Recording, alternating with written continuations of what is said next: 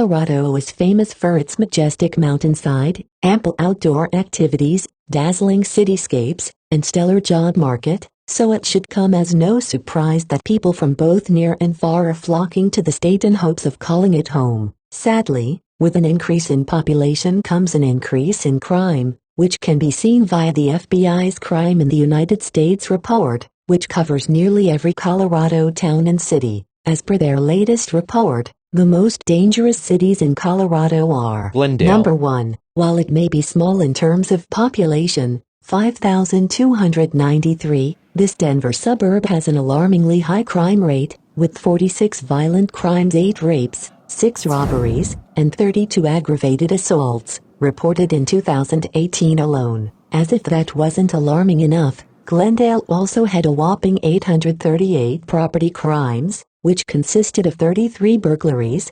742 larceny thefts, and 63 motor vehicle thefts. So Charlie, what are you doing? Charlie and I are sitting at a bus stop in Glendale, Colorado, which has been listed as Denver's most dangerous city. And the funny thing about it is it's only a square mile. And the mayor of Glendale, I can't remember his name, but he's been in office for quite some time, is a very ambitious guy. And it was his project, Infinity Stadium, where rugby teams from across the globe come to compete. And there's an adjacent field right behind. So it surprises me and it doesn't surprise me at the same time. I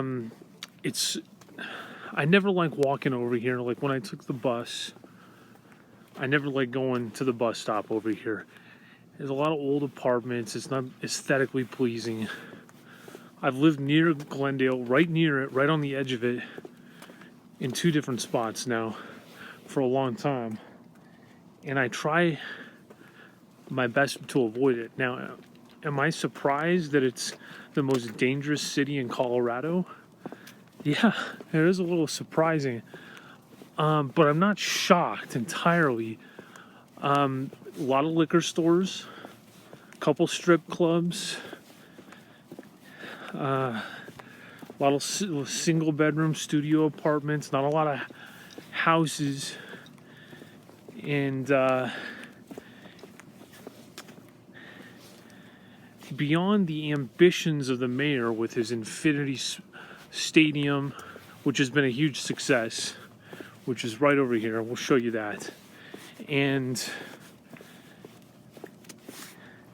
this Glendale 180 project, which he has been trying to get off the ground for a very long time. Bars and restaurants along Cherry Creek, which it has, as long as they've been trying to get that underway, it hasn't gotten underway. And I believe he has a stake in one of the strip clubs, the mayor. I believe it's Shotgun Willie's. I could be wrong about that.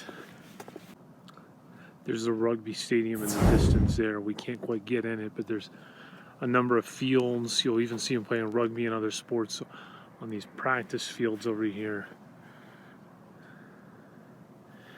And, you know, there's a lot that he wants to do, but whenever Glendale got underway as a municipality, I'm sure it was meant to be cheap housing, apartment complexes. And it's funny, you know, the apartment complex right next to ours is Glendale. And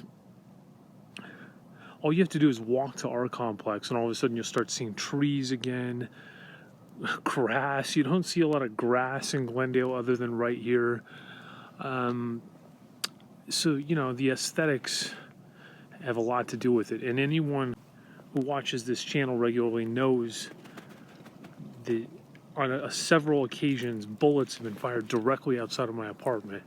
And yes, you know, an eighth of a mile from Glendale. You know, the Glendale city limits are just at the end of my apartment complex.